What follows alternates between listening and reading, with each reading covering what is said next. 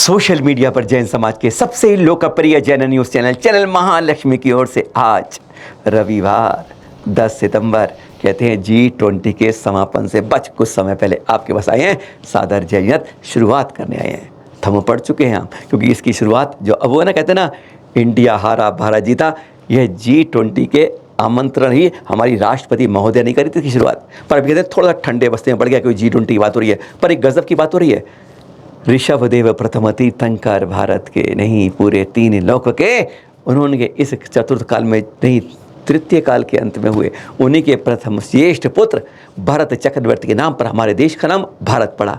ये देख रहे हैं उनकी पहचान, दिल्ली के दिल कनाट पे भरत स्थली के दृश्य देख रहे हैं आप। और पर कहते हैं जब कोई ऐसी होती है ना बात, तो इतिहास को पलटने की एक बात शुरुआत हो जाती है। इंडिया गुलामी का प्रतीक था। हाँ, इंडिया कैसे, ईस्ट इंडिया ने अपना नाम उतारा और एक गुलामी का ठप्पा लगा, अंग्रेज चढ़े गए, पर गुलामी का तब्बा लगा रहा हमारे ऊपर। कोई इसके बारे में सवाल करने को नहीं था। और बहुत शुरू कर दिए, डिजिटल इंडिया, स्किल इंडिया, बहुत सारे इंडिया शुरू हुए थे। लेकिन और कहते हैं समय पलटा खाता है, चोट कहीं पड़ती है और असर कहीं होता है। बस वही हुआ, राजनीति के अंदर खेल खेल गया। पर अब जो ये अब देख रहे हैं, यानी जरा हलचल हुई समुद्र में और ये पड़पाना सा उठने लग गया बात कि अब ये देख रहे हैं अखबारों में जगह जगह इसकी शुरुआत कर दी गई। लगभग 15-16 अखबारों और रिपोर्ट्सों को जो हमने चैनल में देखा, उसमें किसी में भी यह नहीं बताया गया कि वास्तव में भरत चक्रवर्ती के नाम पर देश का नाम भारत पड़ा। और देखिएगा, ये देखिए क्या लिखा है, देश के सबसे बड़े अखबार कहे जाते हैं हिंदी के अंदर, और उसमें देखिए लिखा जा रहा है कि शकुंतला और दुष्यंत के पुत्र भरत के नाम पर भारत का नाम पड़ा। हकीकत यह नहीं है। हमारे यहाँ यही होता है कि बस बड़ी मछली अपना मुंह खोल के बैठ जाती है, छोटी मछली और उसके निकाल को निकाल लेती है, इतिहास को पलट देती है। अब ये शुरुआत है, इसी तरह के पन्ने रंगे जाएंगे, कुछ राजनीति रंग जाएगी और उसको चढ़ाव करके नया रूप दिया जाएगा। हकीकत में जैन छोड़िए, अगर हम कहेंगे जैन ग्रंथों में ऐसा लिखा है, नहीं, कौन मानेगा? कहेंगे क्या माने आपकी बात को, हम तो औरों की मानेंगे। हाँ चलिए, वैदिक पुराणों की बात करते हैं। कितने हैं? 18 हैं। उसमें 9 पुराणों में यही उल्लेख है कि ऋषभदेव और भरत चक्रवर्ती भरत के नाम वालों को उल्लेख किए गए। उन पुराणों की बात करते हैं जिसके बारे में आप इस तरह बोलते हैं। और हकीकत है यही पहचान है और सही बात ही है, हम लोगों को इस बारे में जागरूक होना। सुनिए जरा, आचार्य शिव सुनील साहब ने बिल्कुल खरी खरी स्पष्ट बात में इस बात का संदेश दिया। इंडिया गुलामी का प्रतीक शब्द था और एक और बीत गया, हार गया। इंडिया शब्द हार गया और भारत जो पुरखों ने दिया है, ऋषभदेव के पुत्र भरत के नाम से जिस देश का नाम भारत पड़ा, श्री राम के भाई भरत और दुष्यंत शकुंतला के पुत्र भरत ने जिसका गौरव बढ़ाया, वो भारत देश।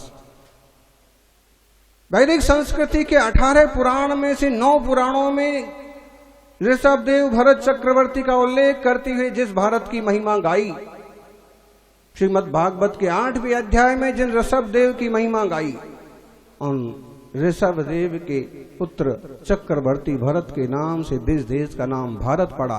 और राजधानी में भी जिनकी विशाल मूर्ति कनाट प्लेस पर लगी हुई है, उन भरत के देश भारत की जय हो, हमेशा विजय हो, हमेशा सो भारत हो, भारत सो भारत।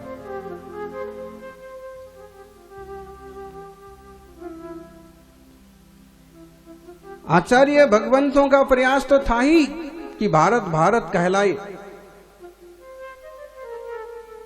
भारतवादी लोगों का भाव तो था ही कि भारत भारत कहलाए।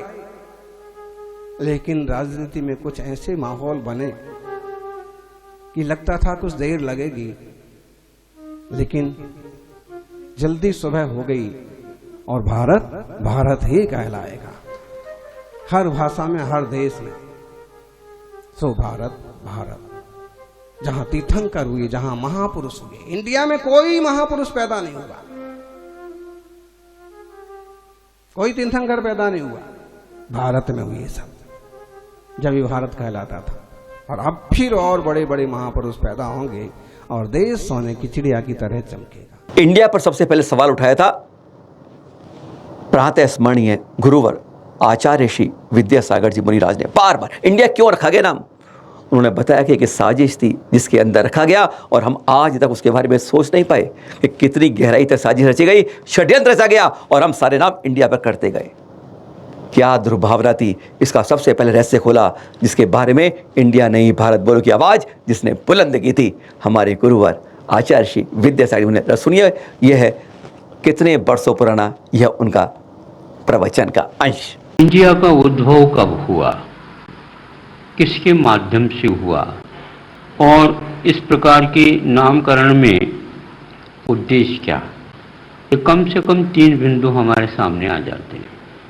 जब बीच में ही इसका उद्भव होना हुआ है तो कब हुआ ये तो और निश्चित करना आवश्यक होता है।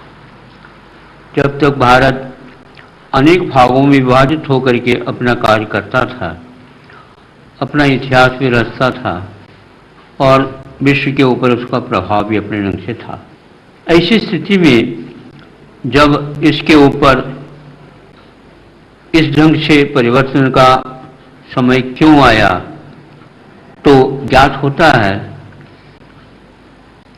जब से ब्रिटिश लोग, अंग्रेज लोग जिसको बोलते हैं, उनका आना हुआ व्यापार के उद्देश्य को लेकर के, और उनका व्यापार की जो कंपनी का नाम था ईस्ट इंडिया। तब तक भारत का कोई नाम इंडिया के रूप में प्रचलन नहीं हुआ। व्यापार की नीति को लेकर के फिर बाद में नामकरण परिवर्तन करने का उद्देश्य क्या था, तात्कालीन कोई भी राष्ट्रीय नेतृत्व को रखने वाले व्यक्तियों ने इसको समझा नहीं। यह अवश्य है कि बहुत दीर्घकालीन उन लोगों का व्यापार की नीति को लेकर के भीतर ही भीतर यह देश के इतिहास को परिवर्तित करने का एक रचाव हो। फिर भी हम ये कहना चाहते हैं, इस कंपनी के नामकरण के कारण इसमें इस प्रकार का परिवर्तन हो असंभव जैसा लगता है। फिर भी आप लोगों ने इसकी ओर गौर नहीं किया और उन्होंने अपना जो संकल्प या विकल्प, जो कोई उद्देश्य हो, उसको उन्होंने कामयाब करने में अपने आप को सफलता प्राप्त कर ली। चलिए, वैदिक की बात में वर्तमान की बात कर लें। जानते हैं ना बागेश्वर धाम? हाँ, जानते होंगे। धीरेन्द्र कृष्ण शास्त्री जी बहुत चर्चित आजकल, हर जगह जहाँ जाते हैं मेले के मेले लग जाते हैं, कुंभ मेले लग जाते हैं। वह क्या कहते हैं यह भी सुन लीजिए, और फिर इतिहास को उसी रूप में गुनगुनाइए जिस रूप में इतिहास कहता है। कभी भी इतिहास की लकीर को अपनी लकीर पड़ा करने के लिए दूसरी लकीर को मिटाइए मत। हमेशा इतिहास को इतिहास के रूप में रखिए, वही संस्कृति मजबूत रहती है। तभी तो कहते हैं इंडिया हारा भारत जीता। सुनिए जरा। तो जी जैन धर्म के प्रथम तीर्थंकर हैं, इनके एक पुत्र हुआ जिनका नाम था भरत। ये कोई और भरत नहीं, ये वही भरत जी महाराज जी जिनके नाम से हमारे देश का नाम भारत पड़ा। ऋषभदेव जी जो भगवान जैन धर्म के प्रथम तीर्थकर माने गए। हमारे में 24 भगवान होते हैं, 24 तीर्थकर माने गए, तो प्रथम तीर्थकर है श्री ऋषभदेव जी। महाराज नाभि की पत्नी मेरू देवी के गर्भ से ऋषभदेव के रूप में प्रकट हुए और इन्होंने धर्म का उपदेश किया है। बोलो श्री ऋषभदेव भगवान की जय।